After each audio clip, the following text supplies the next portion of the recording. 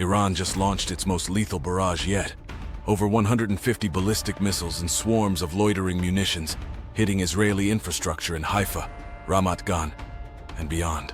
Hours earlier, Israel's Air Force had turned parts of central Iran into a graveyard of craters, vaporizing underground facilities once rumored to be impenetrable. This isn't saber-rattling anymore. This is a knife fight between two nations who no longer care about hiding the blade. Let's be clear. Israel has the most advanced air force in the Middle East. 5 T-Gen F-35I Adirs, customized for stealth strikes deep inside hostile territory. It can fly in undetected, jam radar, and drop bunker busters from 35,000 feet. And that's just the warm-up act.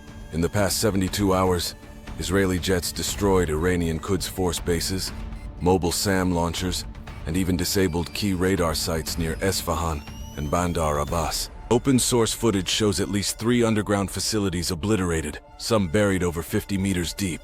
But Iran isn't defenseless, not even close. Despite having an aging air fleet, Iran's power lies in quantity and range. From Karamabad to Tabriz, its missile launchers are already on hair-trigger alert. The Fateh 110, Zolfagar, and Khaybar Shekan missiles can all reach Israeli soil, and they're fast. Some clock in at Mach 4 to Mach 5 with terminal stage maneuvering designed to evade Iron Dome. Then there's the swarm. Iran has mastered drone warfare like no one else in the region. The Shahed 136 loitering munition may be cheap, but it's precise. And when 50 of them come in from 5 directions at once, even Israel's multi-layered defense can get overwhelmed.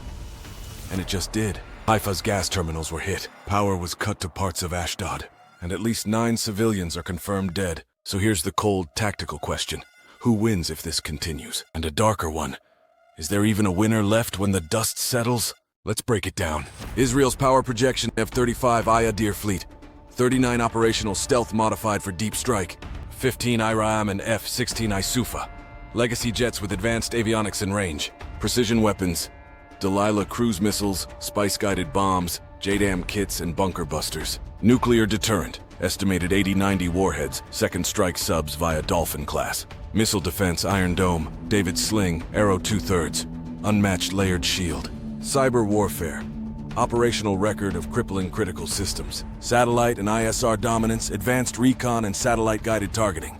Bottom line, Israel can surgically decapitate Iran's most vital strategic sites within 96 hours. It has better intelligence, faster jets, stronger friends, and proven first strike capability. Iran's retaliatory power ballistic missile arsenal, over 3,000 short to medium range systems, flagships, Shahab 3, Cham 1, Sejil 2, 1,300 to 2,000 kilometers range, drone swarms, Shahed 136, Mohajer 6, Karar, hardened swarm tactics, proxy network, Hezbollah, Lebanon, PMU, Iraq, Houthis, Yemen, Syrian militias, cyber and EW, disruptive capabilities, less refined than Israel but operational. Hardened infrastructure, Fordow and Natanz buried nuclear sites, IRGC tunnels and launch silos across western Iran.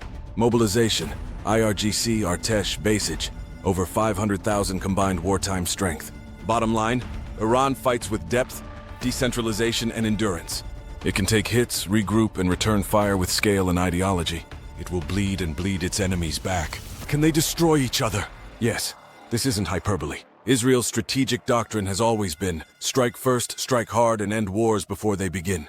But Iran is not Gaza. It's not Syria. It's a vast, mountainous country with enough launch platforms, underground bunkers, and human assets to turn Israel into a target map.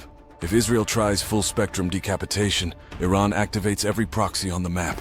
Hezbollah alone could rain 2,000 rockets a day on Israeli cities. Add in missile fire from Iraq, Syria, and Yemen, and suddenly Iron Dome looks very mortal. On the flip side, if Iran pushes too far, if it targets Dimona or Tel Aviv with a major strike, Israel could unleash the Samson Doctrine. That means nuclear retaliation, not just against Iran, but every hostile state within reach. This scenario doesn't end with a victor standing tall. It ends with both nations gasping beneath rubble. Who would be victorious? How much damage would they take?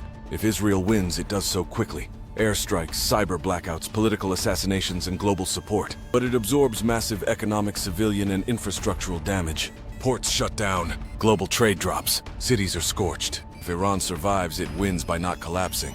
It drags Israel into a prolonged regional quagmire, disrupts oil shipping lanes, and mobilizes the Islamic world against Western allies. But it will lose tens of thousands, maybe more, and see decades of infrastructure wiped out.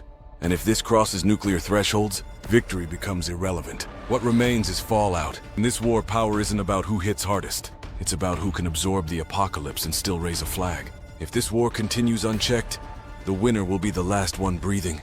But even then, they'll be breathing radioactive dust, because this isn't just a battle for survival. It's a contest for extinction. Israel can demolish Iran. Iran can drown Israel. But in trying to survive each other, they just might destroy everyone else. The tactical grid will monitor. Until next time, stay briefed, stay alert, and pray they don't launch tonight.